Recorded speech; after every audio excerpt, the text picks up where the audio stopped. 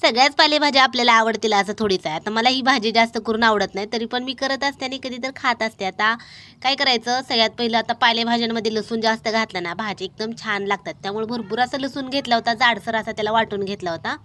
आणि एक 3-4 मिरच्या होत्या, तर ते तेलामध्ये छान नीट असं परतून घेतलं. थोडंसं लालसर मिरची भाजली का मग भाजीला तिखटपणा थोडासा येतो. नंतर ही भाजी करडईची भाजी आहे, तर करडईच्या भाजीला बारीक चिरून आणि धुवून घेतली होती. आणि करडईची भाजी बनवताना त्याच्यामध्ये कधी पण हरभऱ्याची डाळ घालायची आणि हरभऱ्याची डाळ थोडीशी भिजायला वेळ लागतो. त्यामुळं एक तास, दीड तास अगोदरच भिजत घालायची. ते डाळ, मीठ घालायचं आणि नंतर एक झाकण लावायचं, वाफ द्यायची आणि नंतर शेंगदाण्याचा कूट घालायचा. एकदम सिंपल अशी आपली करडईची भाजी तयार झाली. तुम्हाला ही भाजी आवडते का? मला नक्की सांगा.